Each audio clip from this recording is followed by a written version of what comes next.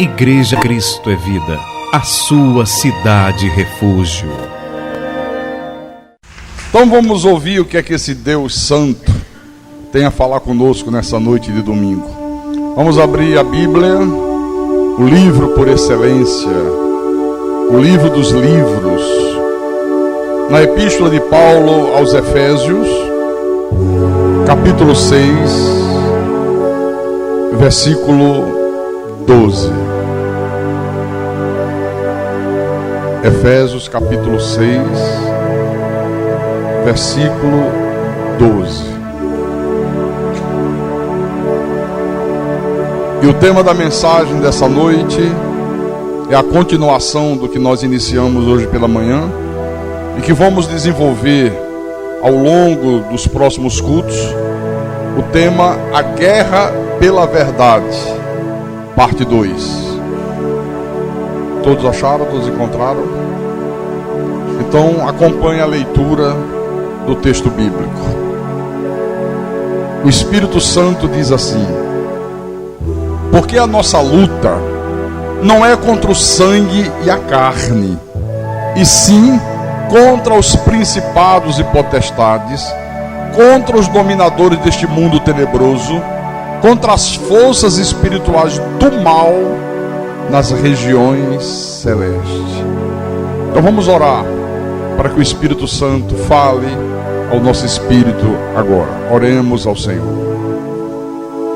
Às vezes calo para ouvir a voz de Deus, então medito para ouvir a sua voz. Com sutileza tocas no meu coração e grande paz passo a sentir, sinto emoção. Ouvir tua voz quando me exortas, se é preciso. Ouvir tua voz quando me diz que sou contigo. Ouvir tua voz quando me ensinas o que preciso, me faz sentir cada vez mais que sou teu filho.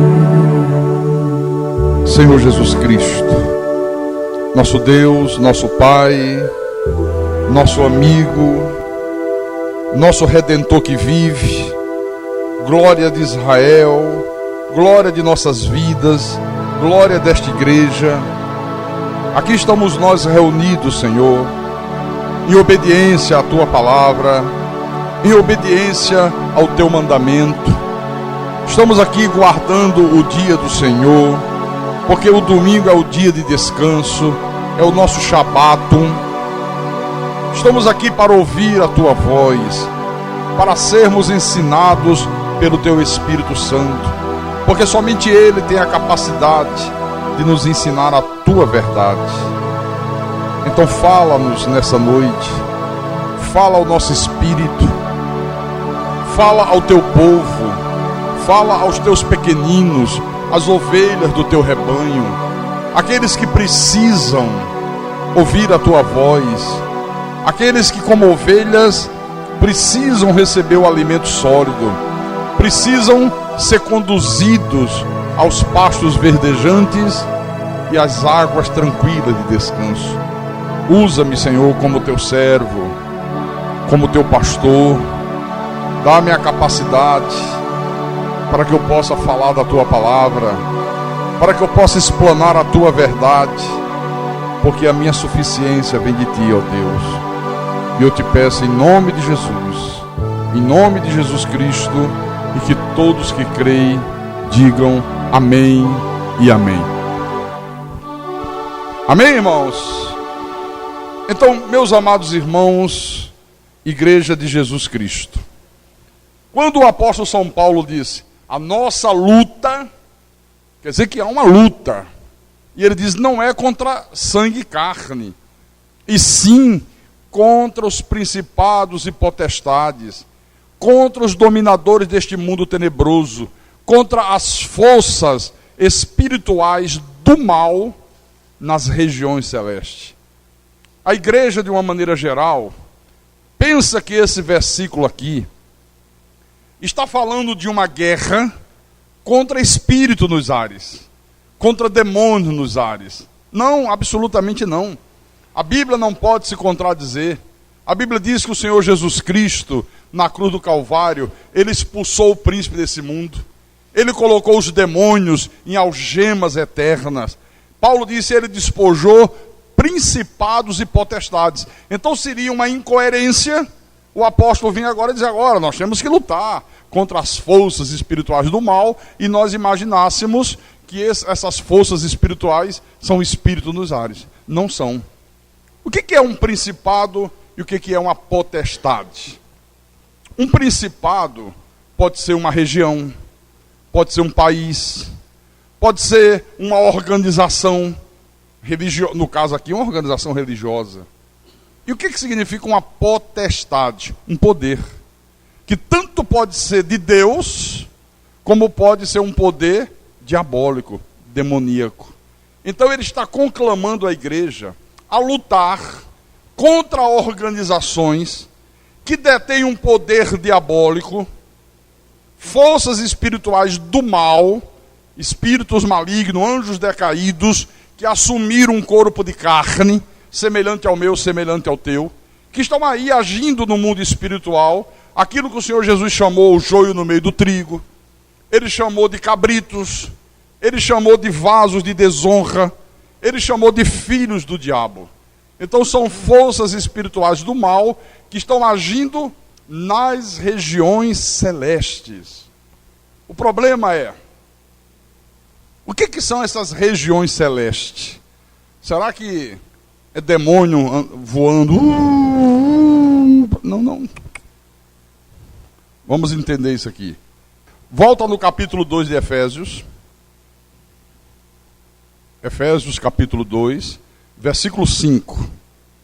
Agora você vai entender o que são essas regiões celestes. Paulo disse, e estando nós mortos em nossos delitos, nos deu vida juntamente com Cristo. Pela graça sois salvos. E juntamente com Ele, nos ressuscitou. Claro, nós estávamos mortos espiritualmente. O novo nascimento é a primeira ressurreição. E nos fez assentar nos lugares celestiais em Cristo Jesus. Quer dizer que nós estamos aonde? Assentados nos lugares celestiais em Cristo. Então o que são esses lugares celestiais? A igreja. É a igreja. Não é a igreja o templo. É a igreja como corpo místico de Cristo. Então essas forças diabólicas, essas forças demoníacas, elas atuam no âmbito espiritual da igreja. Por isso que ele diz, a nossa luta, quer dizer que é uma luta. Agora, irmãos, o grande problema é que nós estamos vivendo uma geração onde aqueles que se dizem cristãos, aqueles que se dizem crentes em Jesus Cristo, não sentem o menor interesse pela verdade. Nem interesse em conhecer a verdade, muito menos interesse em lutar em favor da verdade. E quando uma pessoa procede dessa maneira, sem ter interesse em conhecer a verdade, e muito menos em lutar pela verdade, ela pode se dizer cristã, ela pode se dizer crente em Jesus Cristo, mas na verdade não é. Uma geração onde pastores fracotes, pastores fracos, conseguem incutir na mente das pessoas que não têm o conhecimento da palavra, que a controvérsia é uma coisa que tem que ser evitada a qualquer preço. Não, irmão, não vamos criar controvérsia, não vamos debater Bíblia, não vamos falar de teologia, nós devemos respeitar cada um com a sua maneira de crer, cada igreja ensina uma coisa, cada igreja tem a sua doutrina. Onde está aqui na Bíblia que cada igreja tem a sua doutrina? Você já encontrou isso na Bíblia? Não! Só existe uma doutrina para toda a igreja. Paulo disse a sã doutrina, o evangelho da graça de Deus. Então, quando você vê um pastor ensinando essas coisas, esse não é um pastor nascido do Espírito Santo, é nascido da carne.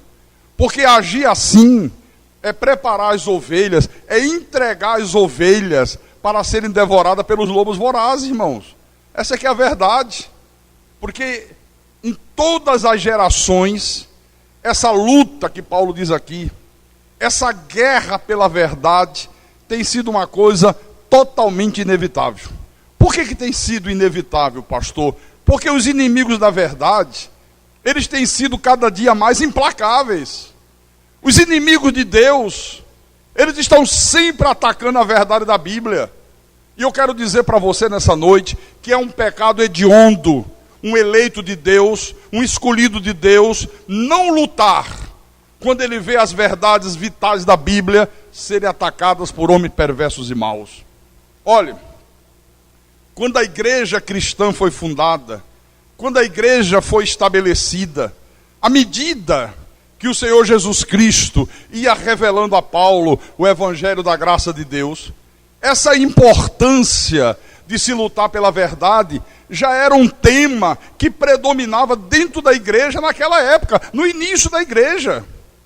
Aqui no Novo Testamento, nós temos 3 epístolas muito pequenininhas, onde esta devoção à verdade, sabe, é exposta para a gente de uma maneira extraordinária.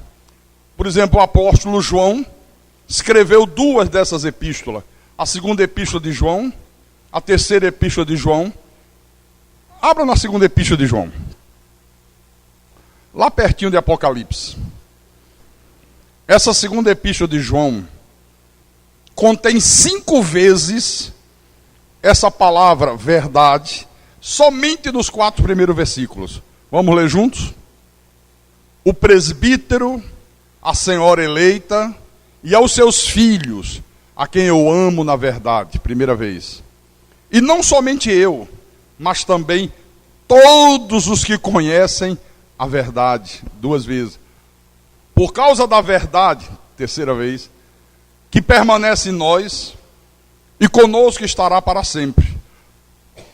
A graça, a misericórdia, a paz, da parte de Deus Pai e de Jesus Cristo, o Filho do Pai, serão conosco em verdade e amor.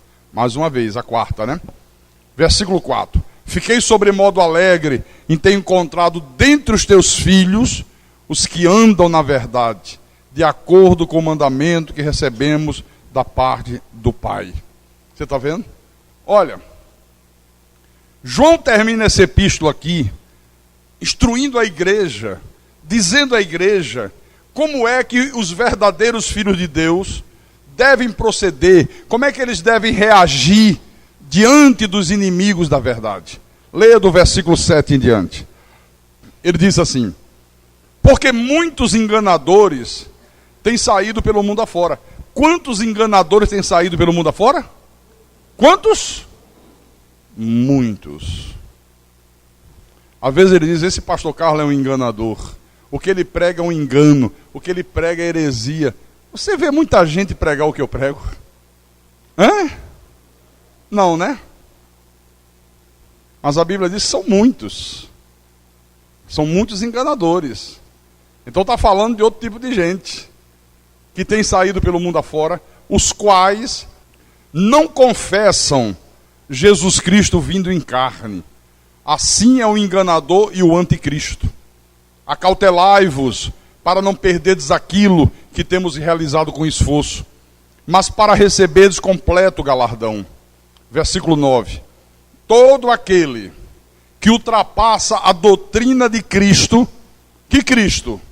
O Cristo ressuscitado. O Cristo que revelou a Paulo o evangelho para a igreja. Então todo aquele que ultrapassa a doutrina de Cristo e nela não permanece, não tem Deus. O que permanece na doutrina, esse tem, tanto o Pai como o Filho. Se alguém vem ter convosco e não traz esta doutrina, não recebais em casa, nem lhes deis as boas-vindas. Porquanto, aquele que lhe dá boas-vindas, faz-se cúmplice das suas obras más. Quer dizer que a coisa é tão séria, que Deus fala através de João, e diz que qualquer pessoa, seja membro de igreja, seja pastor, seja diácono, seja presbítero, tenha o título que tiver, qualquer pessoa que ultrapassa a doutrina de Cristo, os ensinamentos de Jesus, a verdade revelada de Deus, e nela não permanece, não tem Deus. Se não tem Deus, tem o quê? O diabo. É o incrédulo. É o joio no meio do trigo. É um filho maldito, é um filho do diabo. O que é ultrapassar a doutrina de Cristo? É crer em coisas que Cristo nunca ensinou. É fazer acréscimos à palavra. Vou fazer perguntas para vocês. Onde está na Bíblia fazer procissão? Alguma vez Jesus ensinou isso? Quantas milhões de pessoas no mundo fazem procissão? Onde está na Bíblia fazer romaria ao túmulo de um morto? Os católicos fazem, não fazem? Faz ou não faz? Faz. Onde está na Bíblia fazer novena para santo? Acender vela para as almas? Onde está na Bíblia que existe purgatório? Que a pessoa morre, não importa o tipo de vida que ela viveu, ela vai para o purgatório, ela purga os pecados e depois vai para o céu. Em lugar nenhum da Bíblia. Mas isso está aí estabelecido, né? E o povo evangélico adora quando fala disso, né? Adora quando fala dos erros gritantes da igreja romana. Gosta muito. Mas eu vou fazer mais perguntas. Onde está na Bíblia fazer corrente de libertação? Você já viu na tua Bíblia em algum lugar? Onde está na Bíblia distribuir sal grosso, enxofre? Onde está na Bíblia rosa ungida para tirar o demônio de dentro da casa? Onde está na Bíblia fogueira santa? Onde está na Bíblia culto para quebrar maldições? Culto para quebrar maldições. Quer dizer que a Bíblia diz que Jesus quebrou todas as maldições, que Ele nos resgatou das maldições, e agora vem alguns indivíduos e começam a introduzir dentro da igreja essa doutrina diabólica, satânica, que você tem que fazer um culto para quebrar a maldição dos teus antepassados. Onde está isso aqui na Bíblia? Onde está na Bíblia cair pelo poder de Deus? O sujeito tira o paletó e diz: vocês vão cair, e joga o paletó, e as pessoas se bufam no chão. Eles: não, é o cair pelo poder de Deus. Marchar para Jesus. De repente, na hora de um culto, a pessoa levanta e começa a marchar dentro da igreja. Aí começa o outro, daqui a pouco está toda a igreja marchando. Vai se alistar no exército. Está no lugar errado. Quer marchar, vai exército, polícia, né? Lá você vai marchar à vontade. A igreja não é lugar para isso. Então o que é isso, hein? Ultrapassar a doutrina de Cristo. Eis todo aquele que ultrapassa a doutrina e nela não permanece, não tem Deus. Como é difícil, né? Hoje as pessoas crerem nisso aqui. Não, todo mundo tem Deus, todo mundo é de Deus. O importante é que eles creem em Jesus. Não é isso que a Bíblia diz. Bom, a terceira epístola de João, ela também apresenta a verdade como tema, né? Olha, nos 15 versículos dessa epístola, a palavra verdade aparece 6 vezes. Vamos ler o versículo, do versículo 1 ao versículo 4. O presbítero ao amado Gaio, a quem eu amo na verdade. Amado, acima de tudo, faço votos por tua prosperidade e saúde, assim como é próspera a tua alma. Pois fiquei sobremodo alegre pela vinda de irmãos e pelo seu testemunho da tua verdade, como tu andas na verdade. Não tenho maior alegria do que esta, de ouvir que os meus filhos andam na verdade. Versículo 8. Portanto, devemos acolher esses irmãos para nos tornarmos cooperadores da verdade. Outra vez falando da verdade. Versículo 12. Quanto a Demétrio, todos lhe dão testemunho, até a própria verdade. Tremendo isso aqui, não? Eu falei que nós temos 3 pequenas epístolas que exaltam muito essa coisa da verdade. Mostrei 2. A terceira foi a epístola que Judas escreveu. Só virar a página. Antes de começar Apocalipse, tem a epístola de Judas. Vamos ler o versículo 3. Essa epístola também tem um capítulo só. Judas diz assim: amados, quando empregava toda a diligência em escrever-vos acerca da nossa comum salvação, foi que me senti obrigado a corresponder-me convosco, exortando-vos a batalhardes diligentemente pela fé que uma vez por todas foi entregue aos santos. Quer dizer que Judas estava empenhado em escrever uma epístola e falar com a igreja acerca da nossa comum salvação, ou seja, acerca de que a salvação é uma coisa comum a todos os filhos de Deus. E ele diz, mas eu me senti obrigado. Quem obrigou Judas a mudar o teor da epístola? O Espírito Santo. Diz, não, você não vai falar da comum salvação, você vai falar exortando a igreja acerca do dever que cada um tem de lutar pela verdade sagrada, de lutar pela verdade divina. Quer dizer que Deus está dizendo aqui através de Judas que é nosso dever, é obrigação individual de cada filho de Deus batalhar diligentemente pela fé que uma vez por todas foi entregue aos santos. Que fé é esta? O que é isto? Batalhar pela fé que uma vez por todas foi entregue aos santos. Esta fé aqui é um conjunto de verdades absolutamente vitais, que estavam sendo combatidas pelos falsos mestres já naquele tempo. Os falsos mestres já combatiam, e Deus disse, só exorta a igreja a batalhar diligentemente pela fé. Por isso que eu digo para vocês o seguinte, irmãos, olha, mais do que nunca, uma epístola foi tão aplicável aos dias que nós vivemos, aos dias de hoje, como essa epístola aqui de Judas. A igreja, mais do que nunca, tem sofrido ataques violentos. A verdade de Deus tem sido atacada de uma maneira feroz pelos inimigos de Deus. E a igreja precisa batalhar diligentemente pela fé.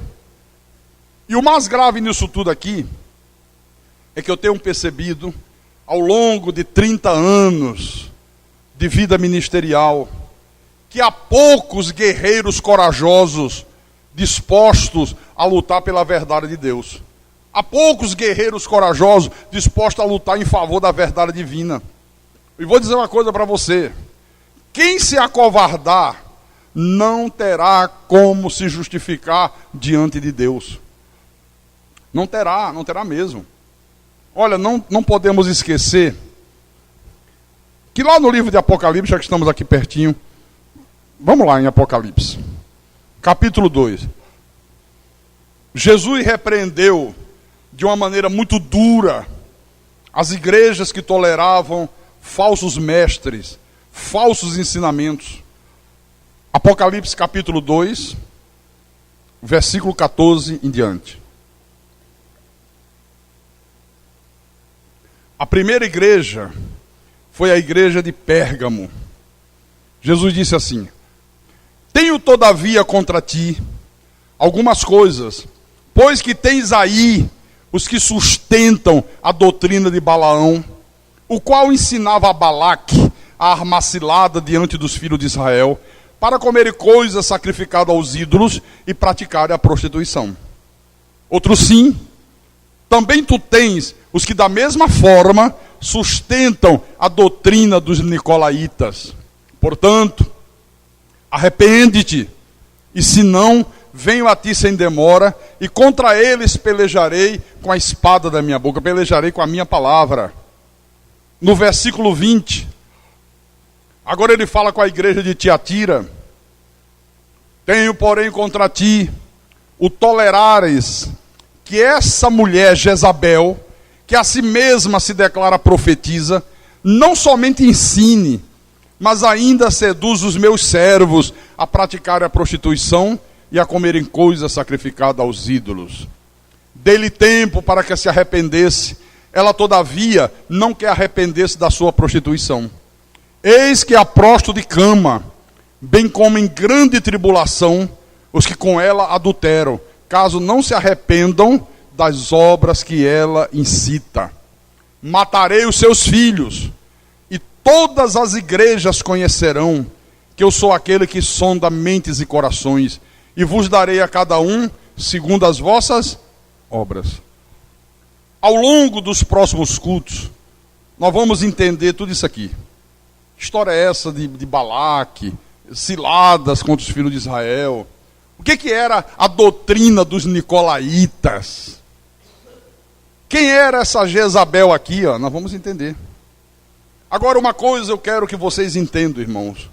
Olha, o simples fato de defender a verdade divina não é garantia de uma igreja saudável, não é garantia de um cristão saudável. Não, mas não é mesmo. Por quê? Porque é preciso que a gente tenha consciência do porquê que nós estamos lutando. Não é lutar pelo simples prazer de vencer o inimigo.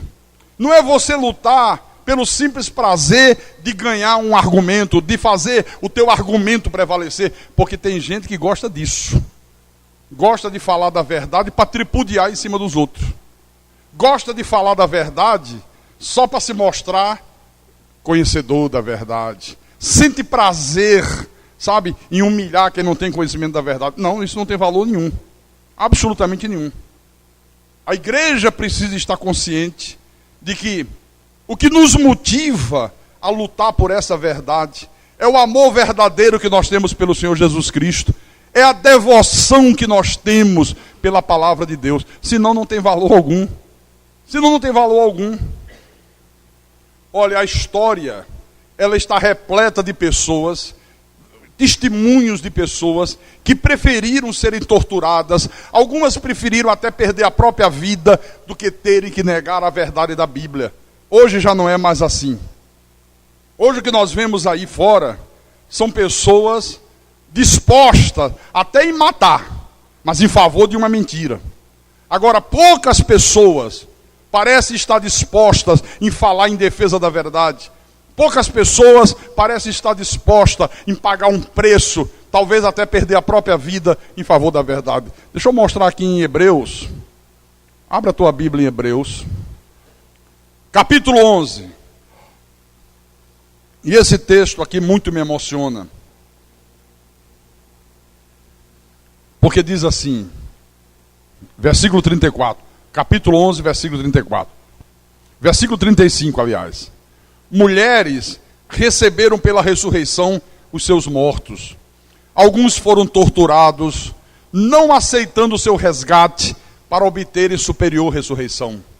Outros, por sua vez, passaram pela prova de escárnios e açoites. Sim, até de algemas e prisões. Foram apedrejados, provados, cerrados ao meio. Você sabe o que é uma pessoa ser cerrada viva ao meio? Mortos a fio de espada. Andaram peregrinos, vestidos de pele de ovelhas e de cabras, necessitados, afligidos, maltratados. Ele está falando aqui dos primeiros mártires cristãos. Pessoas que valentemente, corajosamente defendiam a verdade de Deus. Esses mártires aqui não eram terroristas, não eram pessoas violentas, Porque, irmãos, os que os terroristas fazem hoje são atos suicidas, sabe? Atos que matam pessoas, porque as pessoas não creem naquilo que eles creem. Eles consideram quem não crê no que eles creem inimigos, e acham que as pessoas merecem ser mortas. Não. Terrorista mata de uma maneira covarde, mata de uma maneira violenta, pessoas inocentes, pessoas indefesas, e tudo isso que eles fazem é impulsionado por um amor à mentira. Impulsionado por amor à mentira, porque eles não conhecem a verdade. Diferente dos mártires cristãos.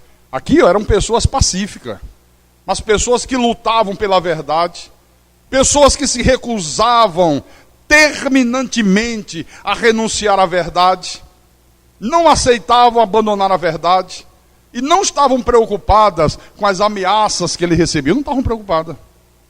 E vou dizer para você, esse tipo de conduta aqui começou logo no início da história da igreja, com os próprios apóstolos. Todos os apóstolos, à exceção de João, morreram violentamente. Morreram como mártires da igreja. Perderam as suas vidas em defesa da verdade de Deus. Está aqui. Então dá para perceber claramente que a verdade de Deus era uma coisa que eles amavam muito. Era uma coisa em prol da qual eles lutavam. Era uma coisa em prol da qual eles estavam dispostos até a pagar o preço de perder a própria vida. Eu lembro de 2 exemplos maravilhosos, de Inácio e Policarpo. Esses 2 homens, Inácio e Policarpo, foram discípulos de João e amigos pessoais do apóstolo João, mas foram 2 guerreiros pela verdade divina. Inácio, um dia, isso está registrado na história, foi levado até a presença do imperador Trajano, e o imperador disse assim: Inácio, o negócio é o seguinte, eu quero que você dê uma prova da sua lealdade a Roma, que você é leal a Roma, e você vai provar isso fazendo sacrifício público aos deuses romanos diante dessa multidão. Prove que você é leal a Roma. Se você não fizer isso, você está provando que você não é leal e você vai morrer. Nós vamos tirar a tua vida. Interessante. Como é que você reagiria diante de uma situação desta? Como é que você reagiria se isso acontecesse nos dias de hoje? Se fosse levado diante de um presidente e o presidente dissesse: olha, nós somos um país católico e estamos sabendo que você combate o catolicismo, que você fala mal dos santos, da idolatria, não crê em Maria, essas coisas assim. Eu quero que você prove a sua lealdade ao Brasil. Eu quero que você se prostre diante da imagem de Maria. Eu quero que você acenda a vela para as almas diante da multidão que está aqui superlotando o Maracanã. Se você não fizer isto, você vai ser morto. Imagine você numa situação como essa aqui. Agora, o que eu acho interessante é que Inácio, ele poderia perfeitamente ter poupado a vida dele, fazendo o que o imperador Trajano estava exigindo. Ele poderia ceder, ele poderia fazer sacrifício aos deuses romanos, e ele podia depois se justificar dizendo assim: ó, o importante é que eu não nego Jesus no meu coração. O importante é que eu não sou infiel aqui dentro. Eu fiz isso aí só para poupar a minha vida. Ele poderia ter feito isso. Só que para Inácio, a verdade de Deus, irmãos, era mais importante do que a sua própria vida. E este homem se recusou categoricamente a fazer qualquer tipo de sacrifício aos deuses pagãos. E o imperador Trajano disse: ah, é? Você não vai fazer isso? Não. Então lança Inácio no meio da arena e solta os leões, para que ele seja devorado vivo. E ele morreu devorado por leões famintos, diante de uma multidão sedenta de sangue. Que exemplo maravilhoso. O outro que eu falei foi Policarpo. Também foi discípulo de João, amigo pessoal de João, e era um dos líderes da igreja daquela época. E Policarpo estava sendo procurado pelas autoridades porque ele também era um homem influente no meio do cristianismo que se iniciava. Sabe o que esse homem fez? Quando ele soube que estava sendo procurado, ele se apresentou de livre e espontânea vontade, mesmo sabendo que aquele ato poderia custar a sua própria vida. Pegaram o Policarpo, levaram para um estádio romano, uma arena romana, e ordenaram que ele amaldiçoasse Jesus diante daquela multidão. Disse: olha, amaldiçoe Jesus, que a tua vida vai ser poupada. Amaldiçoe aí diante dessa multidão. E a história registra que Policarpo, com seriedade, mas com firmeza, disse assim ao imperador: durante 86 anos, eu tenho servido a Jesus. Jesus nunca me fez nenhuma injustiça. Como é que eu poderia blasfemar do meu rei? Como é que eu poderia blasfemar daquele que me salvou, daquele que me deu a vida? E o imperador, na mesma hora, deu ordem para que este homem fosse queimado vivo diante daquela multidão. Armaram uma fogueira, o amarraram um tronco, atearam fogo, e ele morreu queimado vivo. Porque quando você é fiel à verdade, olha, de uma maneira ou de outra, você tem que pagar um preço. E às vezes esse preço é muito caro. Às vezes é muito caro. Eu quero mostrar em Lucas capítulo 9, o que Jesus disse. Lucas 9, versículo 23 em diante. Os irmãos acharam? Toda a igreja? Então, capítulo 9, versículo 23 em diante. E Jesus dizia a todos: se alguém quer vir após mim, a si mesmo se negue, dia a dia, tome a sua cruz e siga-me. Pois quem quiser salvar a sua vida, perdê-la-á. Quem perder a vida por minha causa, esse a salvará. Que aproveita o homem ganhar o mundo inteiro, se vier a perder-se ou a causar danos a si mesmo? Porque qualquer que de mim e das minhas palavras se envergonhar, dele se envergonhará o Filho do Homem, quando vier na sua glória e na do Pai e dos santos anjos. Que coisa interessante isso aqui, hein? Hoje, irmãos, a maioria daqueles que se autoproclamam pastores se envergonham das palavras de Jesus Cristo. A maioria dos que hoje estão aí se dizendo pastores, se dizendo homens de Deus, se dizendo pregadores do Evangelho, tem vergonha de assumir a soberania de Deus, tem vergonha de combater a doutrina diabólica de que o homem tem livre-arbítrio. Está aqui na Bíblia que o homem não tem livre-arbítrio. Eu estava pregando para um pastor no gabinete pastoral da igreja, e ele disse: pastor, não é que é verdade? Eu digo: está aqui. Aí ele olhou para mim, deu um risinho e disse assim: agora é preciso ter peito, né? Para pregar isso aí. Eu digo: não, é preciso ser de Deus. Não é preciso ter peito, não. É preciso ser de Deus para pregar isso aí. Não, porque o senhor sabe, né? A gente vai lutar contra todo o sistema religioso. E daí? E você quer lutar contra quem? Né? Está aqui, ó. Aquele que se envergonhar de mim e das minhas palavras. A maioria dos pastores hoje tem vergonha da predestinação. Não falo de predestinação, porque sabe que a maioria do sistema religioso diz que é heresia. Tem vergonha de pregar que salvo uma vez, salvo para sempre. Prefere ir como Maria vai com as outras, já que todo mundo prega que a salvação se perde. Eu vou pregar o contrário? Eu vou ficar contra a maioria? Não, eu vou no mesmo barco. Não, senhor. Quem é de Deus não é Maria vai com as outras. Quem é de Deus não vai no mesmo barco. Quem é de Deus se mantém firme à verdade sagrada. Não se envergonha da palavra do Senhor Jesus Cristo.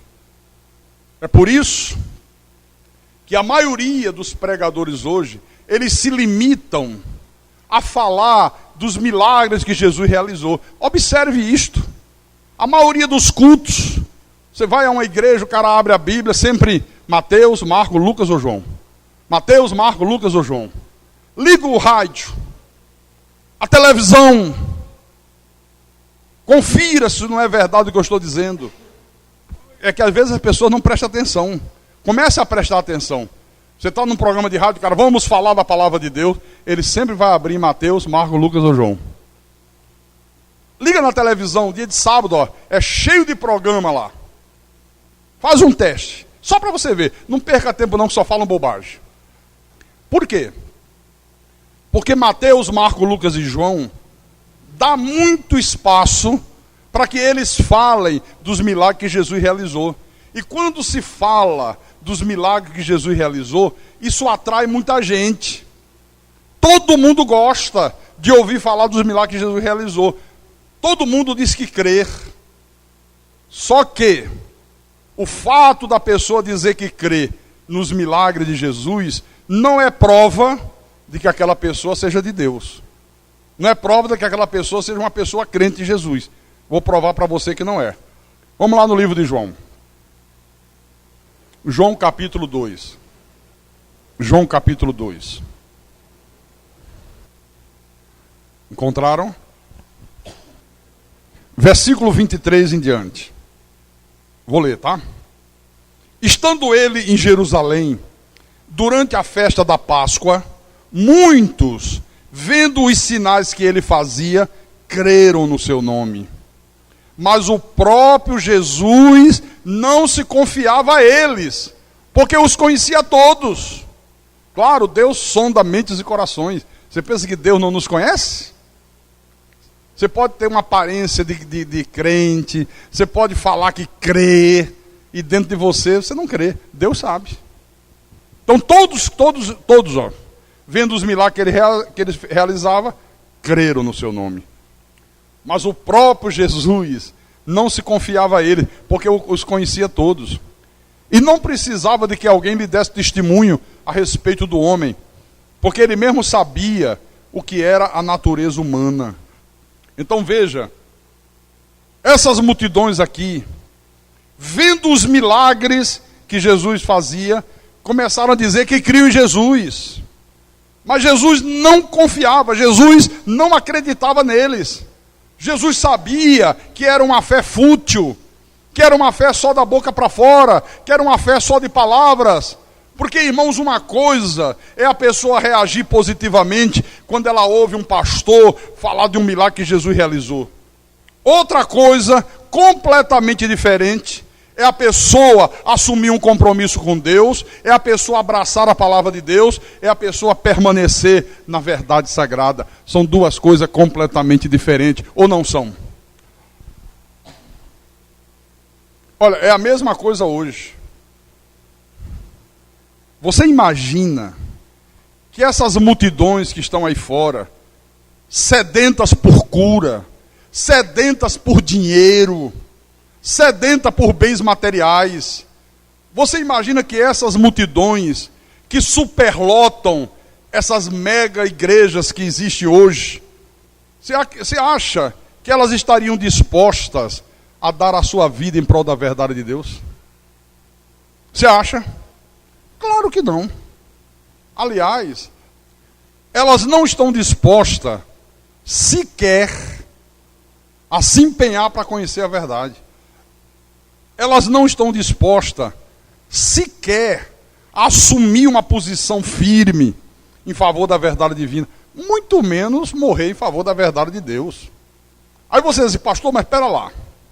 Mas essas multidões que o senhor está se referindo, todas as pessoas se consideram cristãs, todas elas, independente de onde congregam, independente do que dizem crer, independente do que fazem, todas elas se consideram discípulos de Jesus.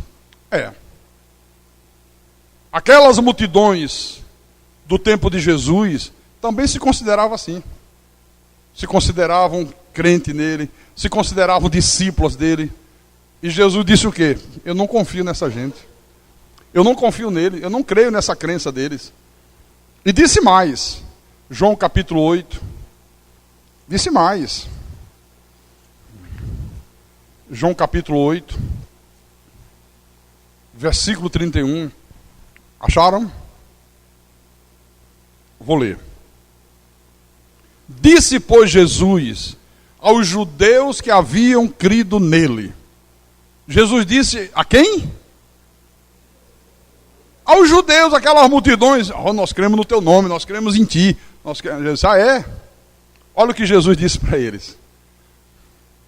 Se vós permanecerdes na minha palavra, sois verdadeiramente meus discípulos, e conhecereis a verdade, e a verdade vos libertará.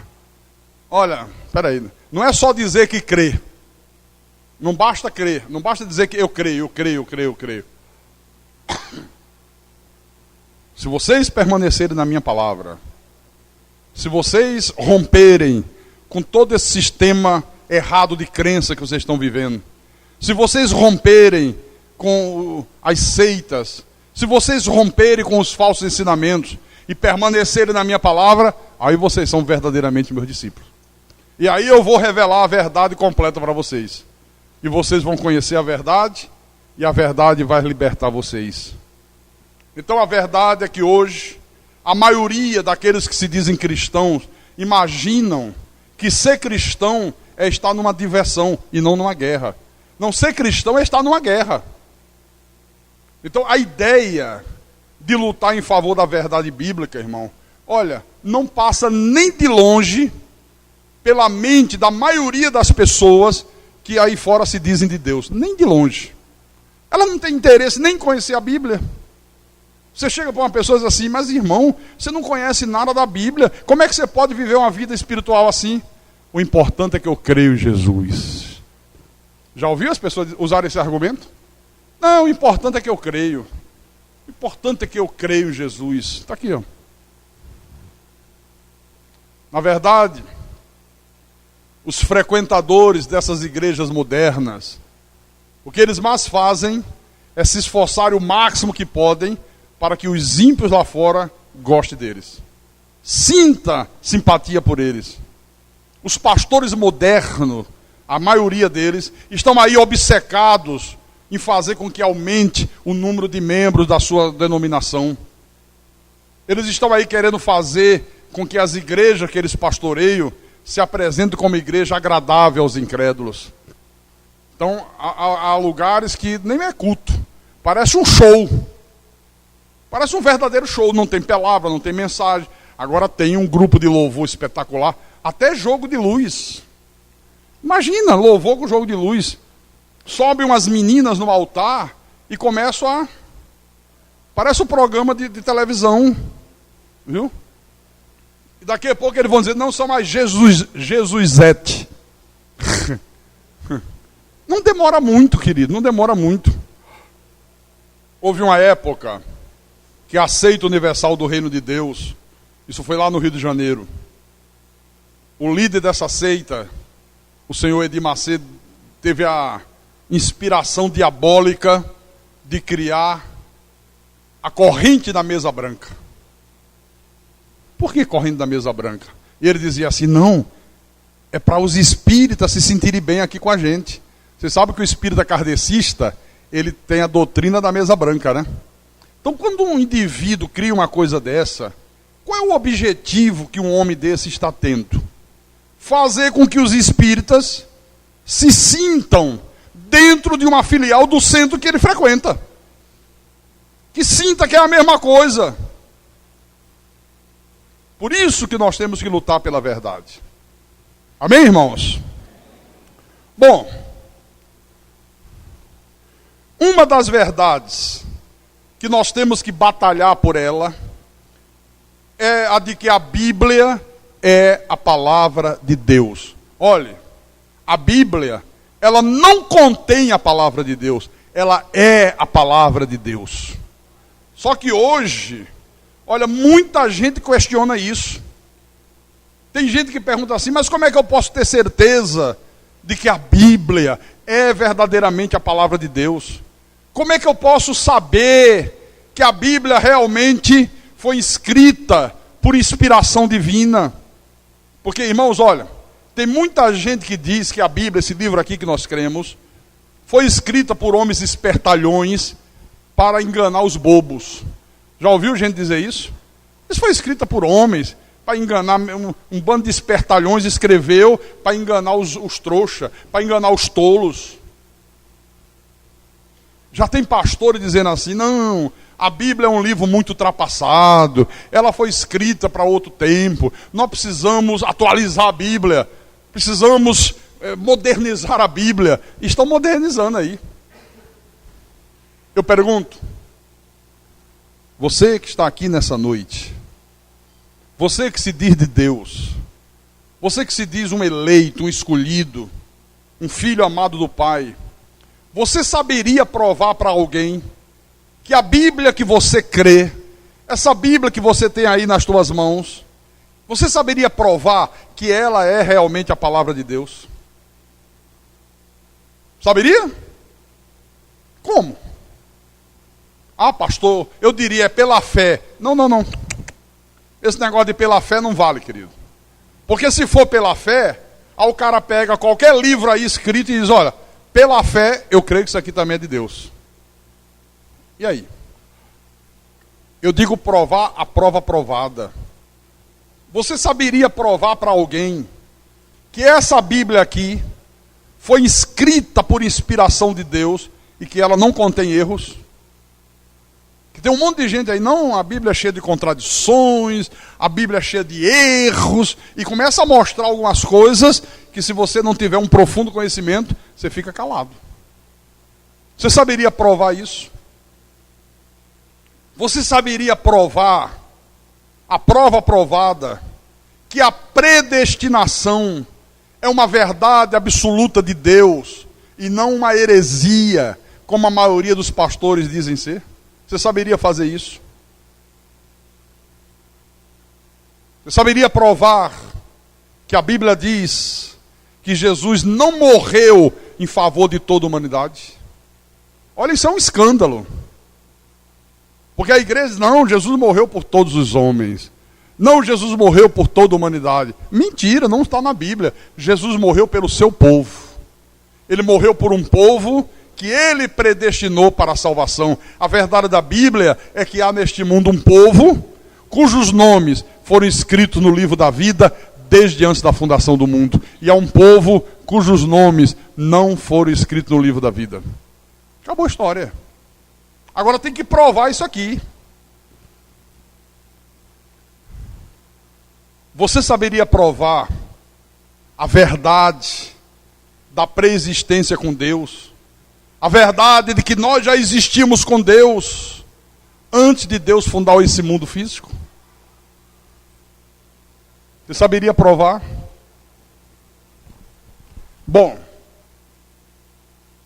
a partir de quarta-feira à noite, nós vamos entrar fundo em cada um desses temas.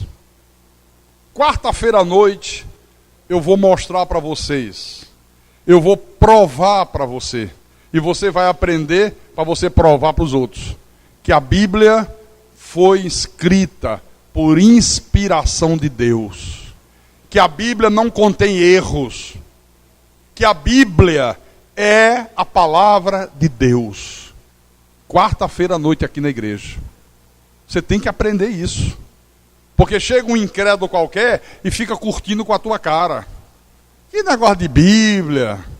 Como eu disse hoje aqui de manhã, no Nordeste, tem gente que diz assim, como é que eu vou crer num livro que foi escrito por homens que comem feijão e farinha como eu como? Aqui no Nordeste se usa muito essa expressão, né? Homem igual a mim, homem que come feijão e farinha como eu como. Que história é essa? Foi homem que escreveu. Foram os homens que escreveram. Não. Foram os homens, realmente.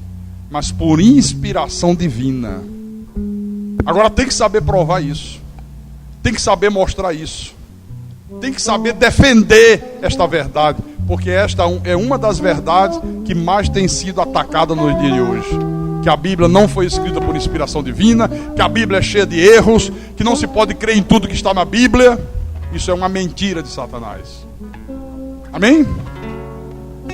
Quarta-feira à noite, nós vamos começar a fazer isso em nome do Senhor Jesus Cristo. E quem tem ouvidos, que ouça o que o Espírito falou à igreja nessa noite. Em nome de Jesus Cristo, e para a glória do Deus Todo-Poderoso. Aleluia.